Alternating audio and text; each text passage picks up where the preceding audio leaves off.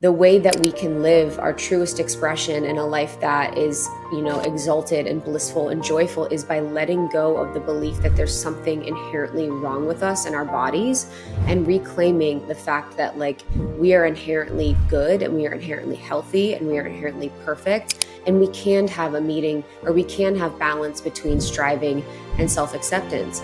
And when I was able to find that within myself, where I can really take care of my body, I do all the things. I really love to work out. I love to walk. I love to move. I love to, take care of myself. But I also deeply, deeply accept my body for what it is. That's when my whole life changed.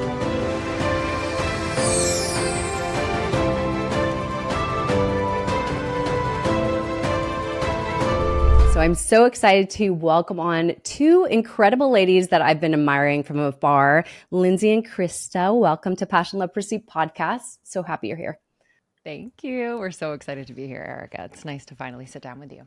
I know. Absolutely. I'm really excited. I feel like we could have talked like at the beginning forever. So I'm excited that we're finally recording.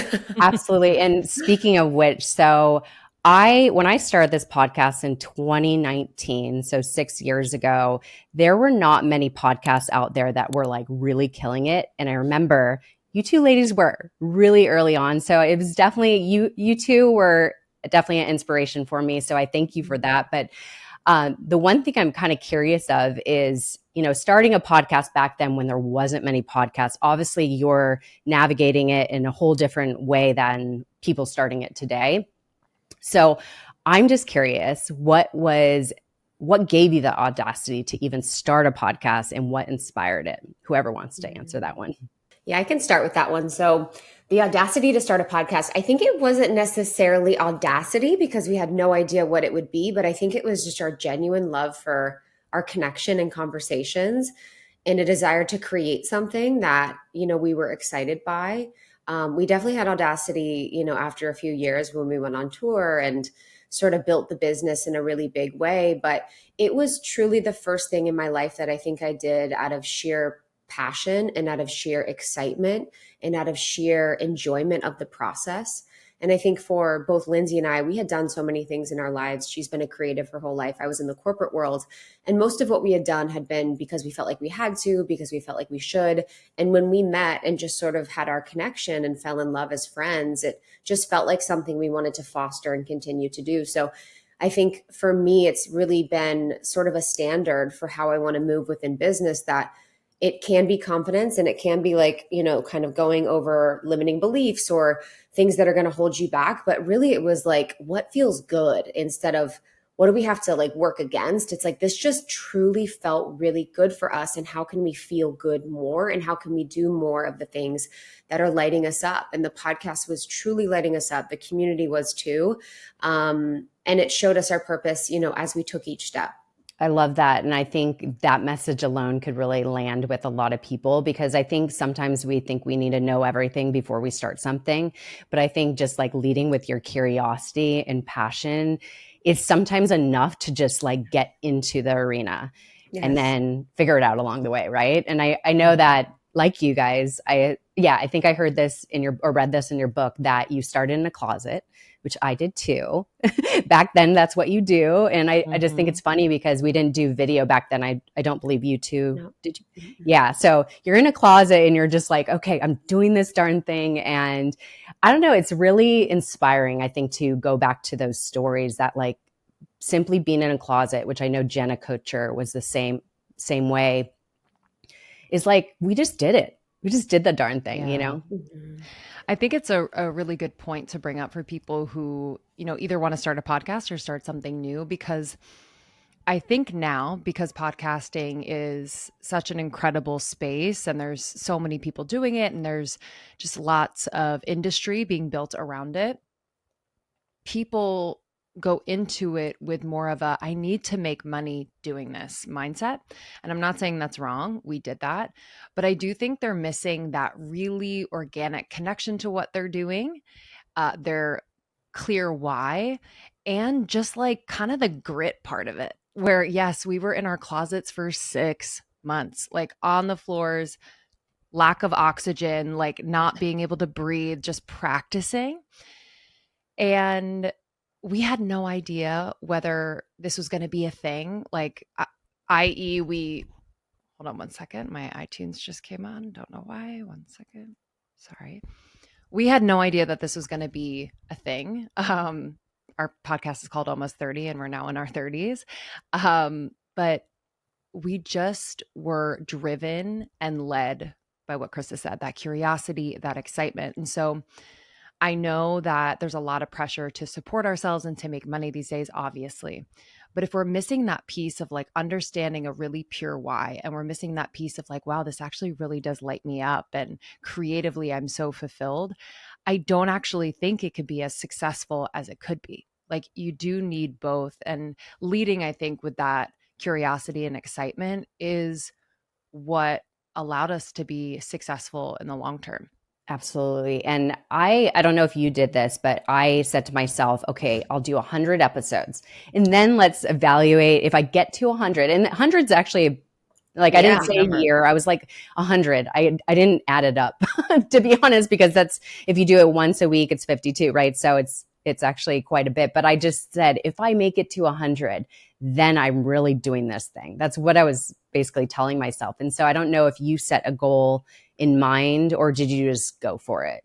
That's incredible. 100 is quite the goal. I'm so impressed by that. I think, what is it? 85% of podcasts stop after 10 episodes. So most podcasts that exist in the world, for anyone that wants to get into podcasting, actually don't continue, or most people start them and end up stopping them. And that's what happens in most of business or entrepreneurship, is that people have an idea and they have this inspiration, and then they eventually stop or give up or get distracted, or all of these things. And so I think consistency with what you did and with what we did was such a huge part of our success. Like, you obviously have a special sauce, we have a special sauce, but when you're consistent, you really are kind of guaranteed some sort of success because you're keeping at it and you're continuing to pour energy to it.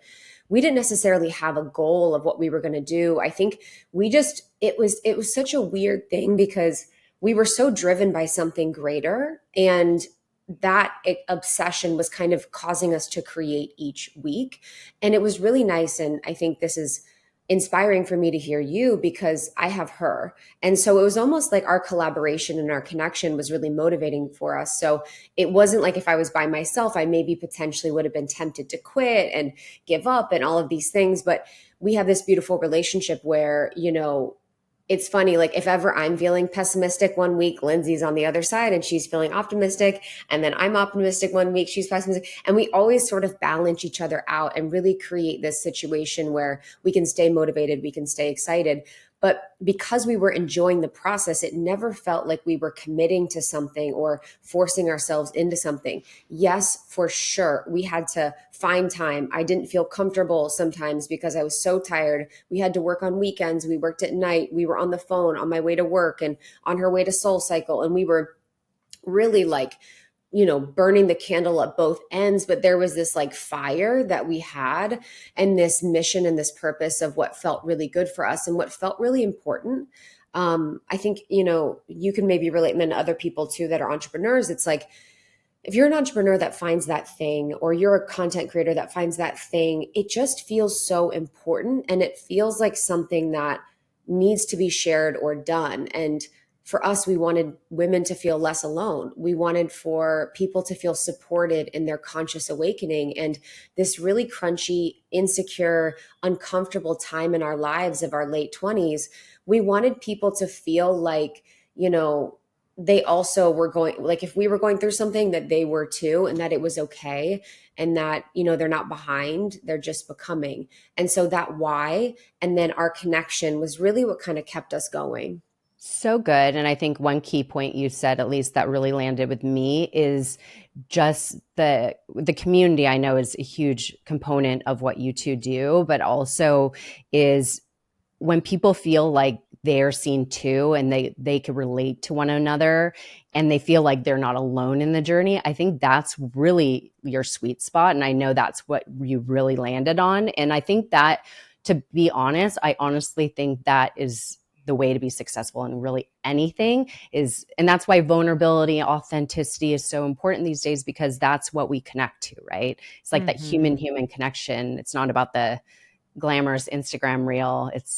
So, and I know a lot of people are leaning into that, which is beautiful. I wanted to talk about one thing that I think is super important is self-sabotage. And we're talking about like the audacity to go for it, right? And to do the thing and not quit, the consistency and whatnot. So very often we're the ones that get in our own way, and that's through self-sabotage. So I'm curious, how have you seen or learned about that in your lives? And what would be your advice for anybody listening right now? Yeah, it's a recurring theme, I think, at various levels of success or in different seasons of our lives. One stands out to me that I'll share early on in the life of the podcast. Krista and I were very serious about making Almost 30 a business before it was an actual business. And this was really led by Krista, who had a lot of experience in the corporate world and just had confidence around that. And so I learned a lot during that time, but I also remember a period where I had this story in my head, these loop thoughts of who am I to be a part of this when I have no idea how to run a business, how to start a business, how to balance not a checkbook, but like a balance sheet or like, whatever is needed in a business. Um, and it really affected our relationship. It affected just how we moved in the business because I wasn't doubling down on what I brought to the table and what I know now is really valuable and what my talents are. I was actually really hyper focused on and very critical of the aspects of what we were doing that I wasn't good at. And when you're in a business partnership, it's, I think, very important to stay in your lane. You can absolutely learn aspects of the business that you might not be a genius in or an expert in, but let's start building confidence by doing the things that you feel really confident about doing, feel really passionate about, and you feel like you can take the lead. So we had to get over that hump, and it took many like hard conversations between Krista and I where we really just had to call out and be honest about what was happening. And what was happening was I was self-sabotaging. I was just like saying I wasn't meant to be a part of this basically because I didn't have the business acumen, and that just wasn't true. So at different levels of our success, we've kind of had to have those like come to Jesus conversations of like, okay, you know, this is a next level, which is bringing up some limiting beliefs or, loop thoughts about what we think we are in this moment or making meaning out of what's happening. And we're really good now about lovingly and compassionately just being a mirror to each other. So, yeah, there's many moments of that. And I just want to reiterate, this is going to come up when you're meant to expand, when you're meant to grow, when you're meant to get to the next level. So when this happens now, 9 years later, I'm kind of attuned to it where I'm like, this is probably a moment where I'm meant to grow, where I'm meant to step in. Mm-hmm. Beautiful.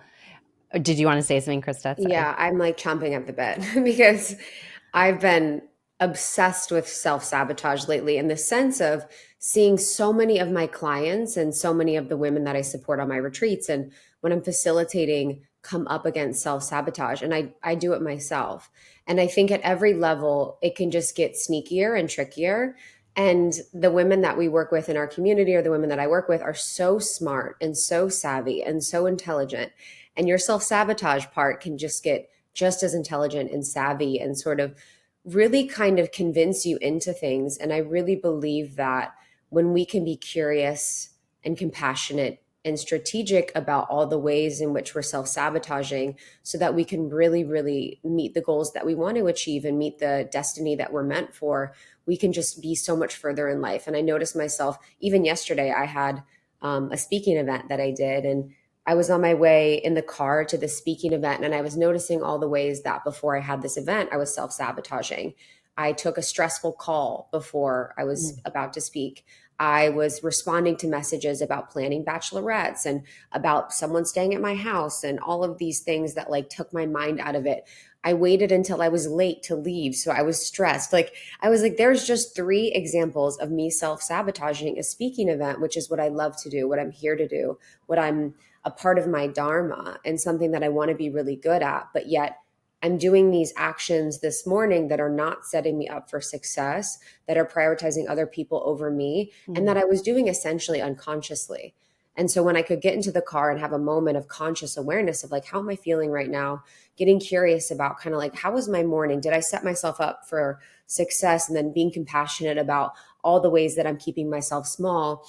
And then in the future, being strategic about what could I do to make my morning clear so I could set myself up for success to be an amazing speaker, because that's my end goal. So how can I be friendly and attuned to what I really want in life, which is to be an amazing speaker and orator and facilitator, and really work in my life ways in which I can support myself in doing that, rather than unconsciously doing practices and actions that aren't supporting that, because there's a part of me that wants to keep me small, or there's a part of me that's scared of being big, or there's a part of me that doesn't believe. Ooh, I love it. I love it that you have that. Both of you basically are mentioning awareness and really cultivating that. And more you do it, then you become conscious of the actions that you are doing behind the scene that you didn't realize before. So I love that you mentioned that. And also, Lindsey, you said that so very often we focus on our weaknesses, not our strengths. And if we could just flip that, that is like a game changer. And so I love that you mentioned that. So much goodness. We could have a whole episode with self-sabotage, but I want to talk about your new book. I was mentioning to you that I read it. I skimmed through most of it, 350 pages of amazingness, gold. I'm literally telling you, I love this book. So the title is Almost 30, A Definitive Guide for Your Life. To love a life for the next decade and beyond. And I think this is really the key thing about it. It's not necessarily for just your 30s or, coming up to the end of your 20s. It really is for anybody that's transitioning in any time in their life. And so I thought there was just such gold and wisdom that honestly even was, reflective to something I'm going through, and a little nudge and reminder that I needed. So I'm excited. Of course, this will be in the show notes. Really excited. It's releasing at the top of June. And yeah, so I want to kind of go through pull out things from the book that I felt were really definitive topics that could speak volumes for anybody going through big transitions. So first of all, congratulations on the book. I know you two wrote it, which I'm just thoroughly impressed by. I know that's a big thing, right? We always rip on that. We're always like, we actually wrote it. This is something that we actually wrote. It's a thing. It's a thing, and you should be so proud. Yeah. Peel back the curtains, our dear listeners, that a lot of times people don't write books, which is fine. It's their journey and their truth, but in this industry, it's very easy to get a ghostwriter, to get someone that like actually writes the book for you. And it was something that was so important to us. And that was a lot of the reason why we waited so long, is because we actually wanted to have things to write. We wanted to feel like we were in a place and a space to be authorities on a topic, be with the people on topics, have stories to tell, have things to really express. And so, yeah, we actually wrote it, and just wanted to speak to the point of, it's still resonating with you. And this is a book that's called Almost 30. And it was really about the journey for us of turning 30. But even I was reading it, when we were recording our audiobook in New York. And I was like almost embarrassed, because there was so many parts that I'm still struggling with and working on in my life, like related to burnout or related to relationships or my body. And I was even kind of reminded, I'm like, oh yeah, like in life, we can get better at things, and we can feel more healed, and we can feel closer to wholeness, and we can feel better, but there are going to be things that we still struggle with in life. So I'm relating to you in that way, where I was still even struggling with some of the things that we wrote in our own book. I love the vulnerability in you sharing that, because I think that is just a message to let people know, like, this is a journey. This is a pursuit that we're constantly on. There'll always be new challenges, as you said, like a new level, new devil, right? So it's like, I think that if anything, it's really empowering that we could have these little reminders, also listening to podcasts. It's like those reminders that we constantly need, like, it's okay. We're still in this journey. I feel like we're just learning lessons along the way, and the stronger, we learn from them, obviously, then we could evolve to the next level. So, so I love that. Yeah, the book writing process was I just wanted to add, like, Yeah. it's one of those things that I think I can apply to any creative project, which is that it's going to be a vehicle, yet another vehicle for growth, us kind of reflecting on our experiences, again, just kind of shining a light on the aspects of our journey that were really challenging, that continue to be challenging.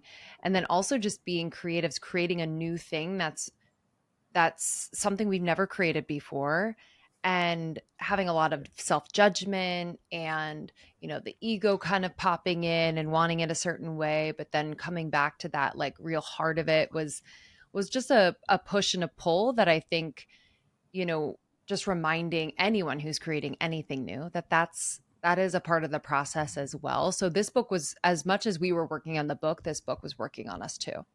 Beautiful. I love that. So one of the main concepts that is throughout the book is Saturn Return. And I know this was actually a new concept for me. I don't know. I probably have heard it, but I didn't know necessarily what it meant. So for anybody listening that doesn't know what that means, can you explain what this means? Yeah. Yeah. This is something we love to talk about. We're not astrologers, but when we learned about the Saturn return during our Saturn return, like so many light bulbs went off. And I definitely want to hear, Erica, what you were moving through during your Saturn return. But let's talk about it from an astrological perspective first, this transition. So every 29 and a half years, the planet Saturn comes back to the place in the sky it was when you were born.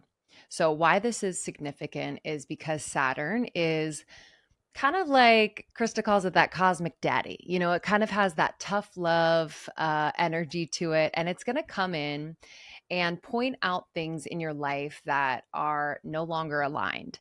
And what that could feel like or look like, feel like everything's falling apart. It could feel like, wow, I thought I would know more by this time in my life, or I thought I would be farther along. What it could look like is relationships ending, big moves, careers ending, careers beginning, maybe a little flavor of like existential crisis. It's a really intense time. A Saturn return happens hopefully 3 times in your life, every 29 and a half years, in your late 50s again, and then in your 90s. And this first one, we wrote about it because it is the most intense and I think the most important.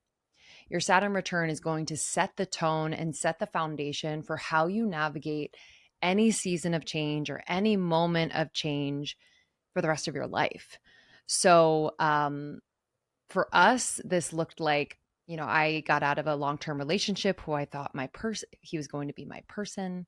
I was really dealing with a lot of money stories and not being able to hang on to money and just always making the same mistakes. I also moved from New York to LA, like uprooted my life and started anew. Krista was going through a health crisis of sorts. She was also moving and wanting so badly to find her purpose. She had been in the corporate world for a long time and was wanting something different. So all that to say, if you are moving through this late 20s portal, it is going to be intense, but it is incredibly purposeful.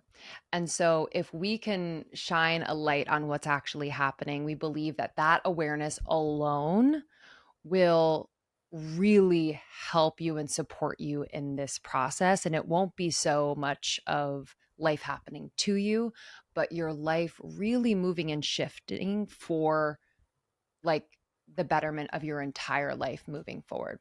So good. So what I think is part of what you shared is that shift from, I hate to say victim, but to personal responsibility. Yes. And that's when the biggest shift happens in your life, when you could do that. And I think a lot of these things you share in the book is really taking ownership of your life and, stepping into the uncomfortableness and be like, okay, how could this serve me right now? Because these big transitions, I went through, my most struggles were in relationships. And so that's where I needed to learn the biggest lesson, and definitely took time. I had a big hit a bunch of times to learn it. But what was the pattern? Oh goodness. Well, this might take up a whole show, but I mean, the pattern honestly was I needed them to validate me and them to know I was loved, and it was more what the lesson was like, I need to love myself first. I guess that's really, to sum it up. Actually, I didn't need a whole episode, but just to serve the lesson is, I was seeking so much outside of me to make me feel like I was enough. But then when I once I learned more about myself and my values and just like what I bring to the table and just starting to feel like that worth inside of me, I was then able to attract the partner that of course I desired, but I had to be that first. It's like, we write down the list of everything we wanted in a man. And then it's like, okay, are you being that way too? Like, are you being, you want a man to be respectful. Okay. Are you respecting yourself? Or you want a man that has integrity. Do you have integrity? And so it's really, obviously it's very, what's the word I'm looking for? It's very, not conflicting. It's very, confronting. Yes, confronting. Yeah. Thank you. It's very confronting, but it's also, I mean, that's what changes our life, right? When we're able to be radically honest about that. So, yeah. I love that practice. I think that's just I just want to double click on that for any listeners, if you are single, to have your list, for your person, I think is great. And I've had the list and then I haven't. I kind of like oscillate between that, but I think what is powerful about that is to kind of look at where you are not on that list. Like, so you're wanting someone that are these things, but like, how are you the match for that person? Like, you need to be at the level or at the place where you are the person that's calling in the person that's a match for you, rather than being so focused on the other and so focused on what they're bringing to you. What can you offer and bring to this person and this partner? And I think I've had to shift my mindset around that in relationships where I'm like, okay, obviously I want, my partner to bring a lot to my life, but what do I want to give to them? Like, what do I want to offer to them? What do I want to like support them with? How do I want to build up their life and uplift their life? And it's not coming from a place of feeling like I have to do that because that's how I'm worthy and that's how I'm loved. But it's coming from a true place of like, I just have so much love to give and I have so much love to receive. And I can't wait to be in that reciprocal dynamic with someone. But the 27 to 30 portal or your late 20s is so important because for most people, they're getting married for the first time. Average age of marriage now is like 28. Really? They're having their kids for the first time. Average age of having your first kid is 29. And so those are huge decisions, who you're going to marry, if you're going to have children. That probably also determines where you're going to live and what you're doing with your career and money. And to have really big decisions for your life that impact the rest of your life can be stressful and overwhelming and also bring up a lot. And so to support people in that process is really the goal. And Lindsey and I were kind of in different phases. I was in a long-term relationship at that time with someone that eventually became my husband that, we're now no longer together. And then Lindsey was going through a single season. She was single for around 7 years. So we were kind of like opposite ends and kind of ended up in different places. But there's so much to learn about relationships during that time that I think she and I were both learning in very different but deep ways. I love and Erica, it. I just wanted to say that your experience with kind of attracting the wrong people like over and over and kind of having that match to, whether it was like you didn't have respect for yourself, so you were attracting people who were not respecting you. I had the very similar experience, and knowing what I know now, it's really interesting to look back. And I just wanted to mention this for your audience. Also, during this period, around 26 or so, your prefrontal cortex, the part of your brain responsible for decision making and logical thinking and long-term planning and emotional regulation, comes online finally. So up until this point, it makes complete sense that we really didn't make that connection, in our relationships and what we were bringing to the table, because so much of our lives were run by our emotional part of the brain, that limbic part of the brain, which is very impulsive and very like, oh, they make me feel this way in this moment, so I want more of that hit, and it might not be a totally healthy way of looking at things. So when the limbic part of the brain and the prefrontal cortex finally sync up in your late 20s, all of a sudden you're like, wait a second, I deserve more. I deserve better. And also I deserve to like turn within and see what's going on within me and how what I'm bringing to every moment is actually creating my reality. So I just wanted to say that because I think sometimes we can talk about all the spiritual stuff and the energetics of things, but to know that like from a science perspective, a neuroscience perspective, that this is happening to everyone, Of course. it makes a lot of sense. Yes. Yeah, absolutely. I love it. And this is actually a perfect transition to talk about what I think is the most powerful thing is our identity we have for ourselves. And this is literally could be the thing that limits us or expands us.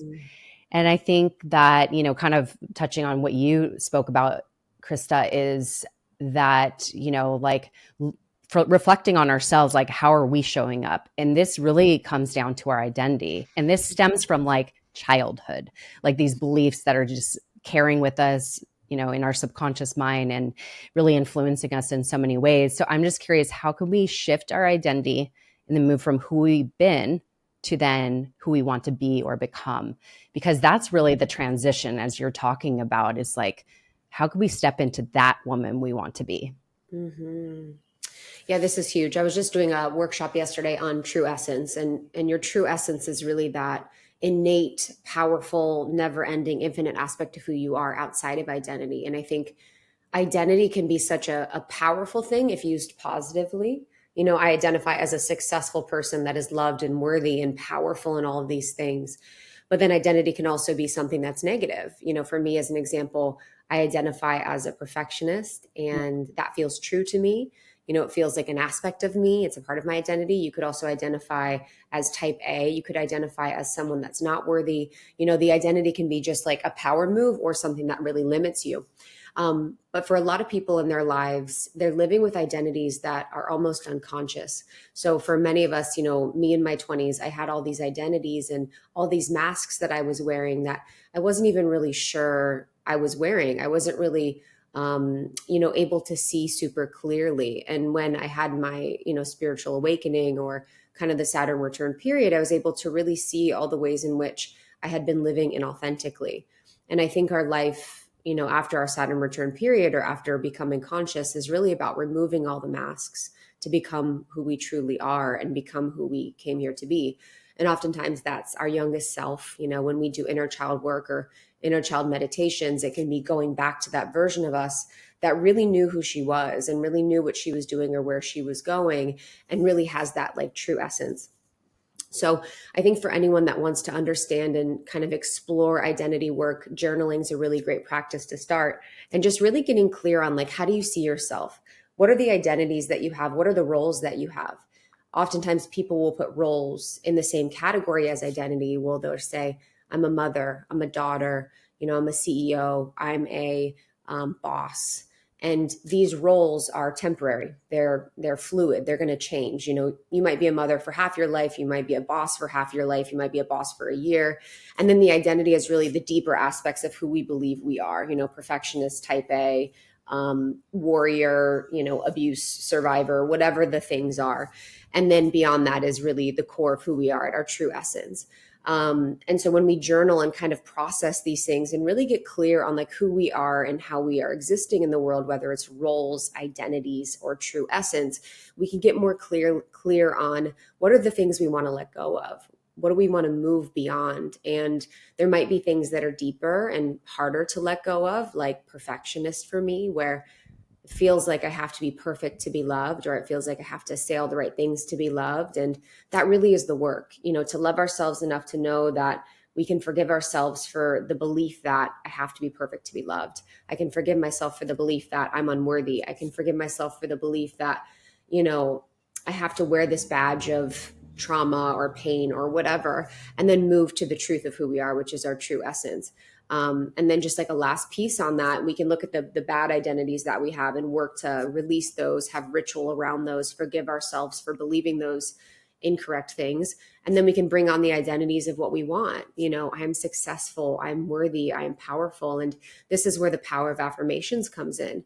Really retraining our brain to believe the truth, to see the truth, to be in the truth. And a lot of Tony Robbins' work and a lot of the great personal growth and development teachers' work is really having an understanding and being the identity before the rest of the world sees you as that. Joe Dispenza's work as well. It's like, how can we really believe and embody this identity of the person that we want, our highest self, our most powerful self, our most radiant magnetic self, whatever that is, and then be in that frequency and energy. And then the rest of the world sort of calibrates to where you are. And so identity work is huge. And I think if you can do that at any point in time in your life, as you step into new phases and spaces, it can just change, your whole reality.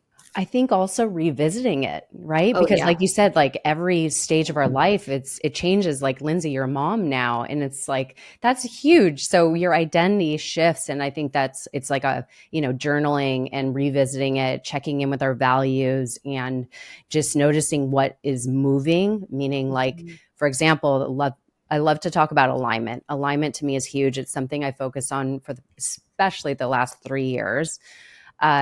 The reason why I feel it's so big is to be really being who we want to be, is like we need to be in alignment with what we value and what we see for ourselves and where we want to go, really. And we should always be up leveling. So I'm just curious, how do you feel somebody could really get clear on what's in alignment for them? Because I think that, I don't think many people create the space and the time to actually ask themselves these questions. So I'm just curious your thoughts on this. Yeah, I think we can both speak to this. Krista wrote about this in our book, just how to define your values. And I think that's, a similar question. But I think for me, understanding what is aligned for me, it starts in my body. Mm. So I've always felt connected to my body, but I haven't always listened to my body, if that makes sense. So, just to give an example, when I was in my single season, which was quite a long time, I was not listening to the signals and the messages my body was sending me about certain like temporary relationships that I was in. I was more focused on, I hope they pick me. Am I doing, what they deem as like worthy of, being my girlfriend, et cetera. It was so much about them. And so once I started to tune into my body and understand that the tightness in my chest or like the knot in my stomach or the fact that I couldn't really take a deep breath or I just felt off after leaving someone was a message about something that was not aligned, my whole life changed. And so that's kind of how I've navigated alignment in every season of my life. How does my body feel? Am I able to take a deep breath? Am I able to really feel grounded? My feet on the earth? Am I able to feel just a sense of inner peace? I know it's kind of corny to say, but I think I run anxious. So when I'm able to just feel the peace, the silence in my cells, quite literally, and not this like really high vibrational, like, oh, what's coming next and what do I need to be in fight or flight for? I know that I'm in alignment. And if I'm getting another message, then I just look a little closer, So first line of defense for me is my body. I'll let Krista take it away on the others because this is something she talks about a lot. Yeah, the body's such a good one. And Lindsey was like a teacher for me in a lot of ways, just being so in touch with her body, because I was someone that was so disconnected from my body because I hated my body, my whole life. So I was never going to go to the body for information because my body was what caused me so much pain and grief and all of these things. But I love that you speak to alignment, and I love that you're bringing this through, because I really think that it's like when we think about victim versus like creator kind of mindset, I think alignment's the perfect thing, because alignment is all about what we can control. Like I can control what feels good for me, what I'm allowing in, what I'm choosing to say no to. I can choose what feels aligned for me. And if we want to go, around alignment, it can be values. What are my values? God, family, connection, truth, freedom, whatever those things are. Those are going to be the things that I'm feeling aligned to cellularly, energetically, spiritually. And by having values in alignment, we usually fall into alignment. And I've found too that in life, when I'm choosing things that feel good for me, mind, body, and soul, everything else just falls into place. But I think values can be a place where people can find the first places and indicators of alignment. And in the book, we have a whole section on how to find your values, how to clarify your values, how to crystallize your values. And it sounds corny and kind of out of date, but once you do that, it's so much easier to find the friends that you want to connect with, to find the romantic relationships you want to connect with, to align with job opportunities, to align with events and spaces. And it can be kind of an anchor and foundation for how you want to move in life. I can't begin to say how much I agree with all of that. I feel like being in alignment is just bliss. Like I so know. blissful. And I think, you there's a lot I want to unpack there, but I do want to move in the body, because I think this is really important. What you wrote about in your book, Krista, is that, or both of your books, but Krista specifically, you talked about the body. So I want to talk about that, but friendships and alignment is such a big transition, especially for this stage, almost 30, or even honestly, like I'm 44 and I just ended a friendship that I've been friends with for a long time. But honestly, what changed everything is I'm not in alignment with this. It doesn't feel good anymore. And I really needed to lean into that. And I felt so free after, because I became very close to her. And it was so draining, to be honest. Like when I reflected back on it, it was really draining. And so I think friendships is a huge one when it comes to alignment, is really asking yourself, like, does this feel good? Like, do I feel better in their presence? And, these subtle shifts can make all the difference. We So talk a lot about friendship, just on that. Like it's a piece of, being a human on earth that I think, take for granted, that it's just gonna, like, we're gonna have friends, like, there's not a lot of thought given to it until, either a long-term friendship ends and you're like, oh my God, what does this mean about me? And what does this mean about my life? Like there's a lot of meaning that we can make of it. But what Krista and I have found and moved through a few times over are what you're speaking to, are these seasons of like shedding and letting go of relationships that just no longer serve where we are right now. And honestly, it's for, I think, both souls, both souls are kind of choosing that letting go and moving on.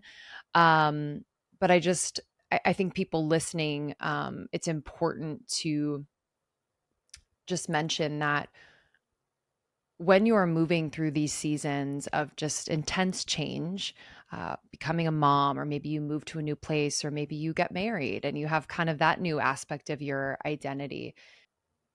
And all of these things might be because you're following your heart, your own, like, just desire. It can really shake up your relationships. And so I always say, expect that. I've now learned to expect that. And allowing your friends to have their own experience, with love, connect with them and have the clearing conversation with Krista and I talk about in the book, and, give love to the relationship. And it is not your job or responsibility to make them feel a type of way or better in the wake of you changing. So it's an interesting dance, because you could want to be like, oh my God, it's okay. Like, we're still close. Let's, like, put it on the calendar. We'll get together. And it's like, we're both kind of meant to move through this. Your friend might be meant to move through this, like, discomfort of witnessing a friend change, and how can we show up differently? It's such a complex thing that I don't think we talk about enough, but that affects our lives so, so deeply when it's happening. So good.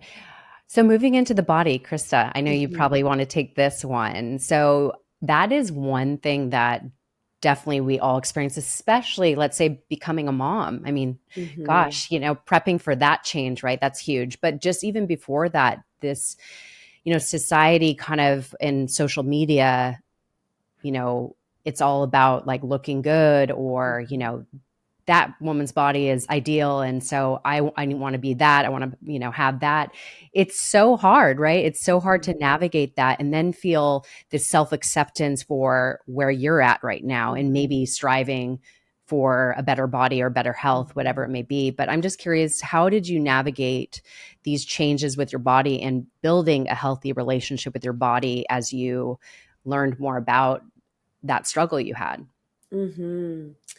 Yeah, the conversation around the body, I feel so grateful that at this period, I'm at a place where I'm in loving acceptance and reverence with my body. But I would say, like many women that I've worked with and most women that I've, known, I really struggled. And, I'll never forget one time when I was sort of working on the relationship with my body and starting to heal and starting to understand just all of the subconscious beliefs and the programs and the voices that were kind of running my life.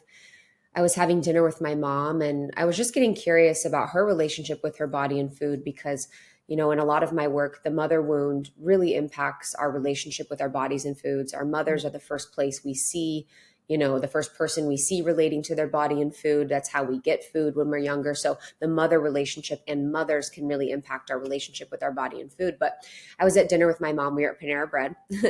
And I was like asking her about her relationship with her body to understand my own. And she goes, I've always seen food as a threat. And it just was like light bulb for me where I was like, wow, so many women see nourishment and like food that sustains us and life as like a threat and as a way that's going to, impact our lives and just harm us. And I was someone that was like that. I always felt like I was doing the jigsaw and Tetris game of food and body where I was counting my macros, I was counting my calories, I was counting my weight. I was counting how much I wanted to weigh, how much I did weigh, how many steps I did, how many calories I burned, all of those things, what size I was wearing.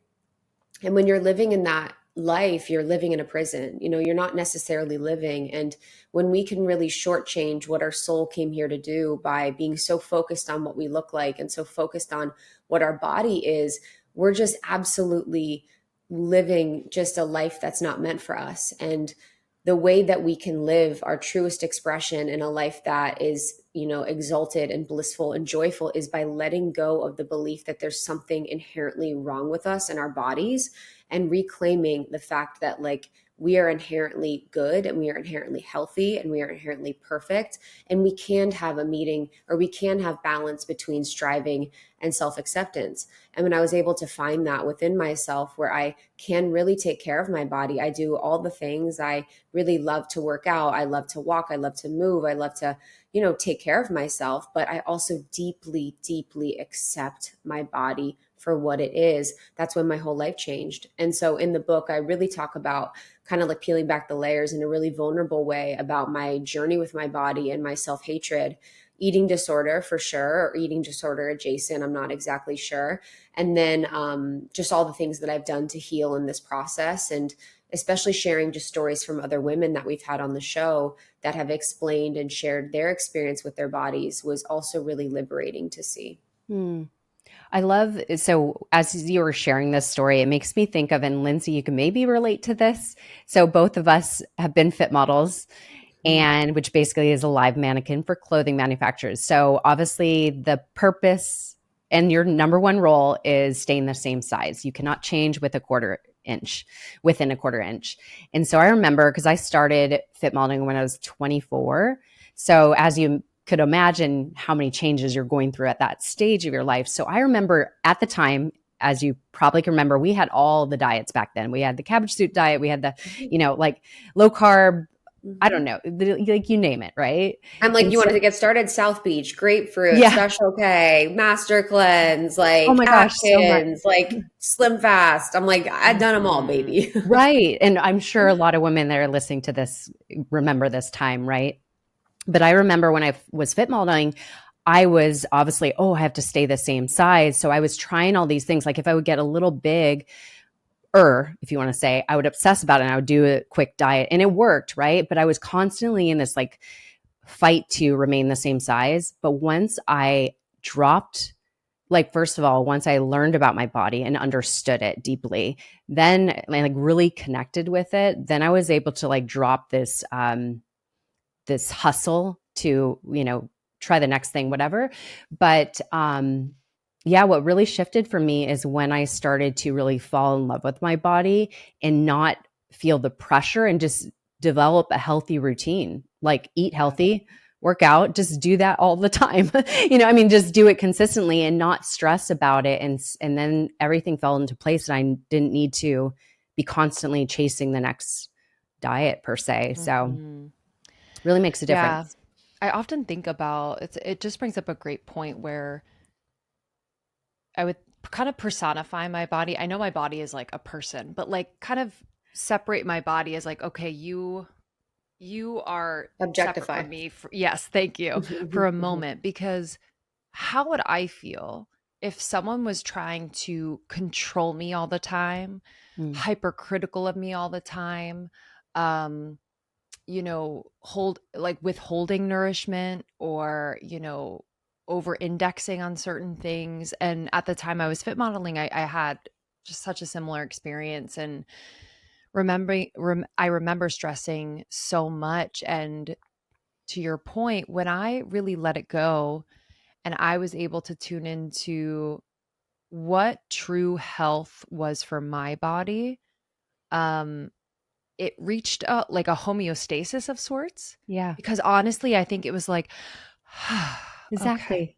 I think we're working together now, instead of you just being a bully and like bossing me around all the time and withholding things that I'm needing more of or less of. So yeah, it was definitely a journey, and I think one that people can relate to in seasons of their life where, maybe the need for control is something that they desire.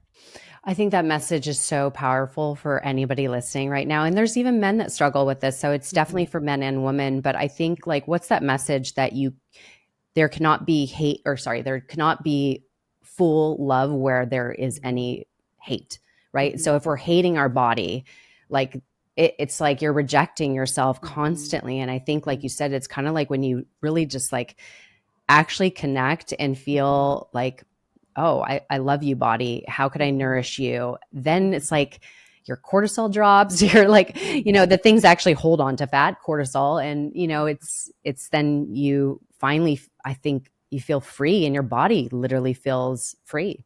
So it's Yeah. Dr. critical. Wilkol says you can't heal a body you hate. Yes. And then there's There also, you go. Jeanine Roth, who's she's my favorite author around food and body. She has an amazing book called Women, Food, and God. Mm. And she talks about, she's like, you can't hate your body into loving it.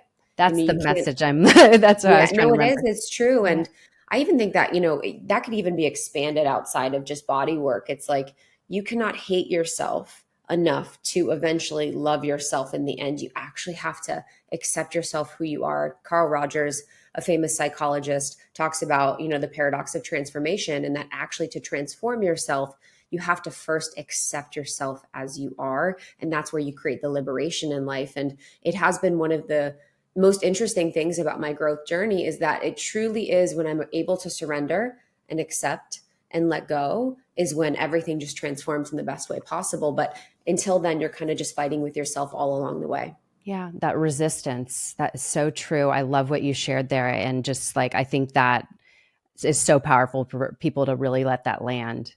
Is like, I think self acceptance is the pathway. Number one, I always say all the time, self acceptance is the pathway to self love. Because if you Mm-hmm. reject any part of yourself, you're in this resistance and this push pull. And so it's so beautiful what you just shared. I love it. So another thing that I think is like a popular subject, if you want to say, and especially as we transition in the, our 20s, 30s, even 40s, 50s, it's like could get us at any point. But the common thing that's asked is like, what is my purpose? Where am I supposed to go? What am I supposed to do now? And I think it's something that like overwhelms us because it's such a big, it seems so big. And so I'm kind of curious, what is your view on purpose? And is it something that we actually should attach ourselves to, or is it something more of who we're being and becoming that we should really focus Mhm. on? Yeah, this is a big one. We have a whole chapter in the book about it that Krista wrote. So I think we can both speak to this. But I think the light bulb went off for me when I realized that I didn't have to have like one grand headline purpose for my life. I think that's the fallacy that a lot of people believe, that we need to like give it a name, make sure it's in our Instagram bio. And when I realized that, one, my purpose is evolving in different, seasons of my life, it might look different, it might feel different, but that so much of my purpose is the experience or the feeling of the experience in the moment. And to bring back our conversation on alignment, I think that for me is what it is. For me to live aligned is going to be the most purposeful, the most impactful, the most creative, the most fulfilling. And so that's an annoying answer, I think, because it's not like definitive, this is how you find your purpose. We have, sections of that chapter that really help direct you more closely to that feeling and that path. But, when I realized that it wasn't about just one title and one thing, that it will evolve, and that, I am the purpose in a way, to be a little out there and existential, but it just took off the pressure to like define it in every moment and to connect it so tightly to like my career and my job. Um, and the last thing I'll say about purpose is that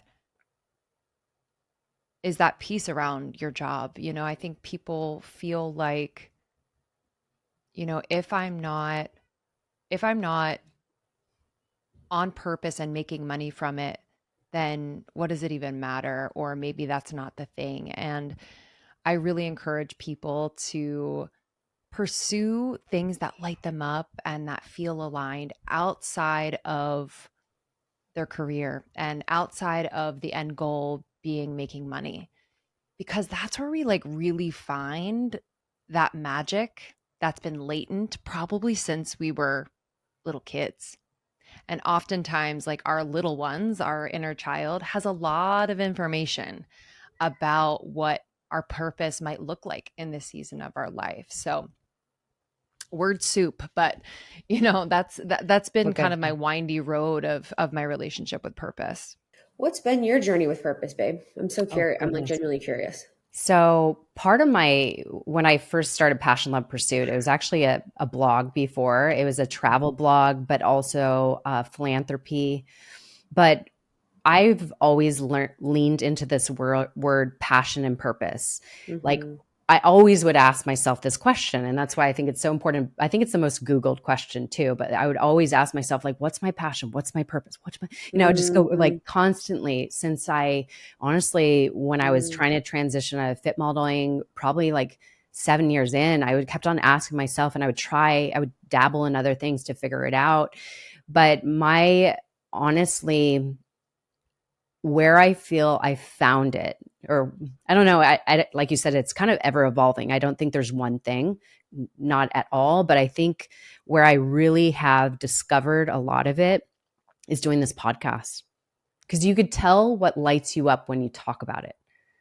Like that, I think is one of the biggest clues, is to knowing like, oh, that's a clue to go this way. Mm-hmm. And so through the process of having this conversation, I'm sure you ladies have figured this out on your journey as well, is like, my goodness, I love talking about health. I'm obsessed, and it's like, okay, I'm going to go that way. And it's like, oh my gosh, I love about talking about self-acceptance, self-love, my identity, and these things that really root me and who I am. And so that's how I've discovered it. And so it's been a gift. Like if nothing happened, like the downloads or the money or whatever from this podcast, the gift of it has been the self-discovery, and also, of course, the relationships I've made through the podcast. Like that is enough to like fill up my cup. So is definitely the self-discovery piece for sure. Yeah, I love that. And I think, for me with purpose, it is balancing again, the striving for something and then self-acceptance. And I was someone that so desperately in my life wanted to feel like I had purpose. I wanted to feel like I was here for meaning. I wanted to feel like I was making an impact. I wanted to feel like my soul was here for a reason on earth. And so much of that is so beautiful. You know, the I love the way my soul moves. I love the way my soul wants. I love the way my soul desires. I love the way my soul knows that I'm here for something made for more. And, you know, at points in time in my life, it caused me a lot of anxiety. It caused me a lot of stress. It caused me a lot of pain because not my soul per se, but the human part of me, because I was like, oh, it has to look this certain way. It has to make a big impact. I have to be on stage. I have to be making millions of dollars, all of these things. And there's such a beautiful aspect where the soul is like the existence is the goal, you know, being here on earth is the goal, loving is the goal, presence is the goal. Like the existence of you as a human is our goal here.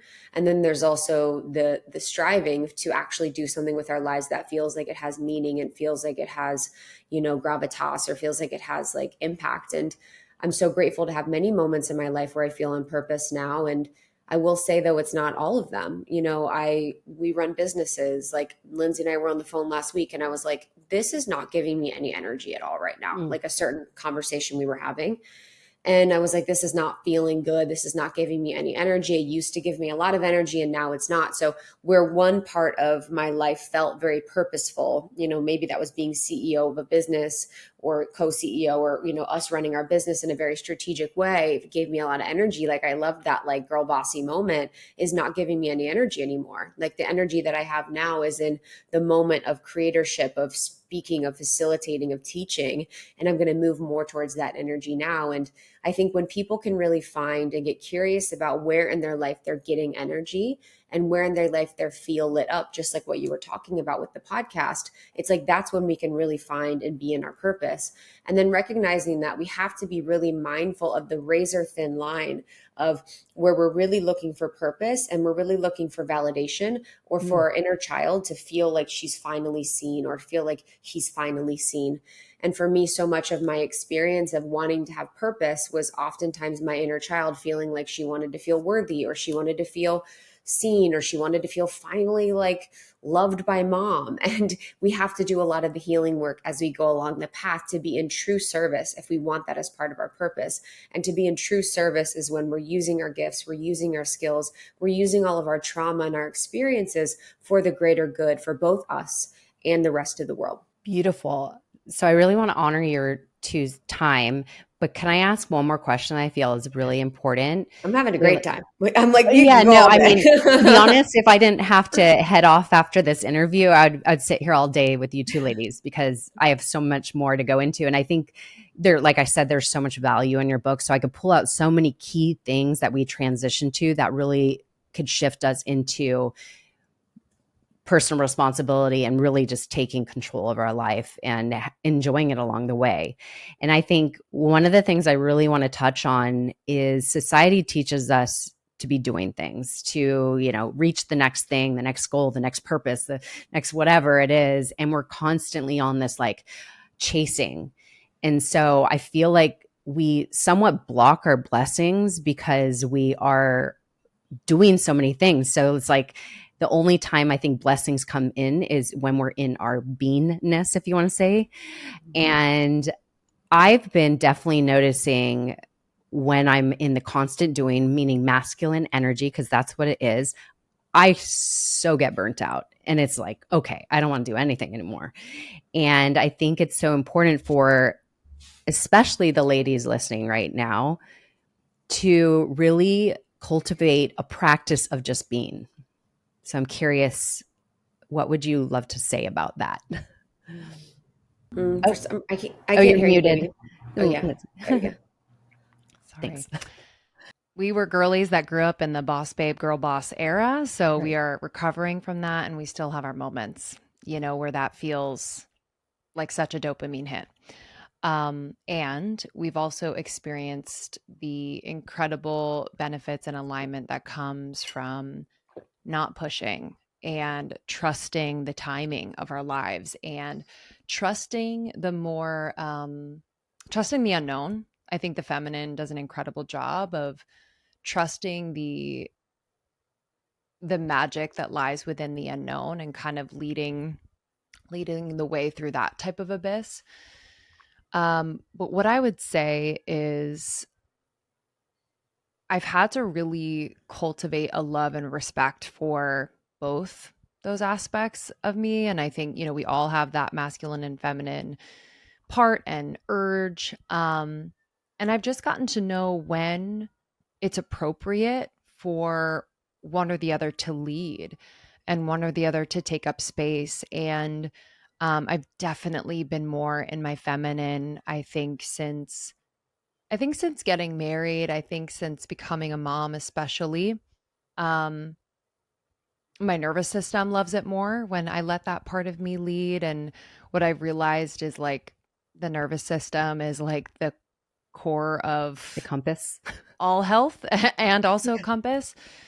So, what I would implore your listeners to do is, how in a quiet moment,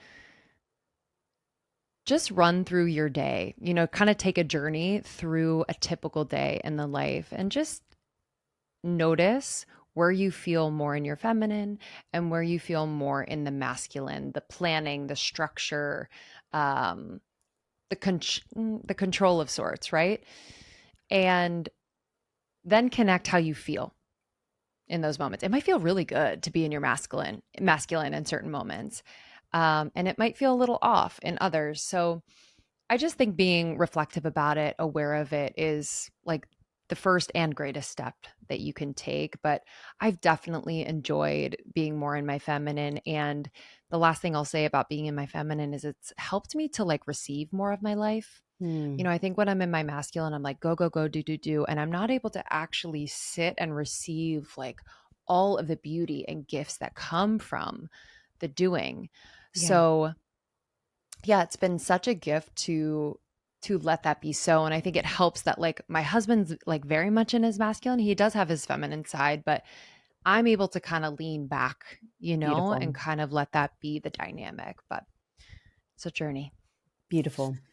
Yeah, and for me it's been such a journey. I'm so grateful that I feel so connected to my feminine now more than ever before. And oh my God, the the feeling of bliss and connectedness and juiciness and pleasure and joy and intimacy and sensuality, like that I felt like I was missing out on when I spent so much of my life in my masculine. Like I get emotional thinking about it because I am like, it is so good over here when you're in your feminine more and you're more balanced, because I do have a beautiful masculine. I'm obsessed with my masculine. Like I love holding it down. I love holding the frame. I love being strategic. I love being diplomatic. I love being clear. I love like all of that. And I can be that with my friends sometimes. I can be that with a man sometimes. I can be that at work. But when we're in conscious choosing of it is where I always seek to be, of like, okay, where am I at right now? Like, what can I be into? Oh, I'm on a date. I'm going to slip into my feminine. I'm going to slip into that softness and that juiciness and kind of put on this like archetype. And archetype work can be so helpful with that. But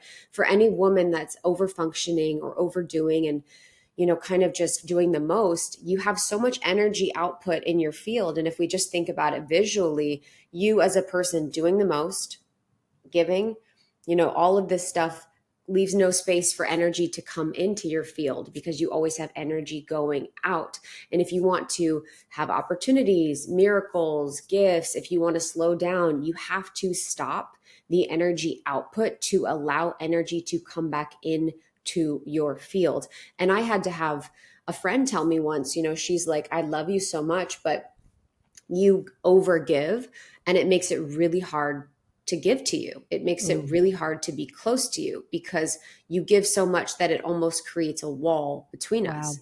And it really kind of clicked for me where I was like, wow, if I want to be in reciprocal relationship, if I want to be seen, if I want to be held, if I want to be truthful, I need to sort of slow down the overfunctioning and the overgiving and the overdoing, and even allow almost a void period, a period of like energetic nakedness, to allow more energy to come into my life and allow me to receive. But being in your feminine is it's just chef's kiss. It's addictive. I'm obsessed with it. I think what you two like closed off with is so critical for a woman to hear. I know personally that was one of my big lessons to learn because I so easily operate in my masculine. I'm a Leo. I'm like, I have that energy naturally, but that was the thing that was exactly blocking my intimate relationships. Like, I mean, I can't begin to tell you that was like a huge lesson for me, and it changes everything. I think what you said, like the blocking, as I said, it's blocking the blessings. And I think this is so important, especially as we moved out of it. We're no longer in this boss babe movement, right? And it's women feel so much more free. I mean, it's absolutely beautiful to see the shift, and there's such beautiful shifts happening in our world today. And I'm just so happy you're having these conversations. Like I said, probably part 2 would be another episode to cover so many other important topics, but basically just get their book. It's going to be in the show notes, of course. It's coming out top of June, so it'll be out when this episode releases. Go support these ladies. Go listen to their podcast. It's phenomenal, Almost 30. And where can people best find you two individually as well? Erica, thank you. This was so refreshing and so nice. And it was so fun. I'm like, we're down you're for just part two. an amazing interviewer. You're so thoughtful. You're so curious. You're so well spoken. I love the pod. I'm so grateful. It was such a pleasure to have a Saturday morning with you. Thank Truly. you. It means so much. So and you where can find for our solo stuff. So you can find me on Instagram. It's at It's Krista. So it's ITSKRISTA. And then it's Krista.com. And I have retreats that I host with women. I work with women one-on-one. So it's Krista.com and it's Krista on Instagram. Amazing. And you can find our book anywhere books are sold. The book is Almost 30, A Definitive Guide to a Life You Love for the Next Decade and Beyond. And then if you want to listen to the pod, you can listen to it anywhere you listen to podcasts to learn more about just our little Almost 30 universe. You can go to almost30.com, follow us on Instagram, Almost 30 Podcast. And I'm at Lindsey Simcik on Instagram. Amazing, ladies. I so appreciate you. Thank you for making the time. So much. Oh, so fun, Erica. Thank you. Bye, guys. Bye.